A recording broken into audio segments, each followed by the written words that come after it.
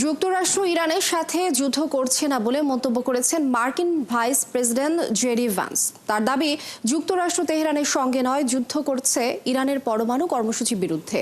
JD Vance রবিবার জানিয়েছেন, ইরানে মার্কিন হামলার অর্থ এই নয় যে ওয়াশিংটন এখন তেহরানের সঙ্গে সরাসরি যুদ্ধে জড়িয়ে পড়েছে, বরং তাদের মূল লক্ষ্য ইরানের পরমাণু কর্মসূচি ধ্বংস করা, এবং এটাই ছিল সাম্প্রতিক হামলার উদ্দেশ্য।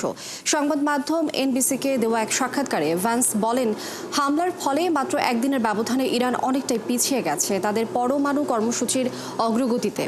ভ্যান্স আরও বলেন, যুক্তরাষ্ট্র প্রকৃতপক্ষে শান্তি চায়, তবে সেই শান্তি হতে হবে ইরানকে পরমাণু অস্ত্রের পথে না হাঁটার শর্তে। তিনি বলেন, আমরা কূটনৈতিক আলোচনা বাতিল করিনি, বরং ইরানই কখনো এ আলোচনায় আন্তরিক ছিল না।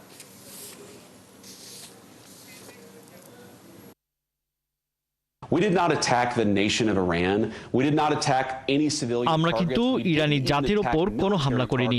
আমরা কোনো বেসামরিক লক্ষ্যবস্তুতে আক্রমণ করিনি। আমরা 3টি পারমাণবিক অস্ত্র স্থাপনার বাইরে সামরিক লক্ষ্যবস্তুতেও আক্রমণ করিনি।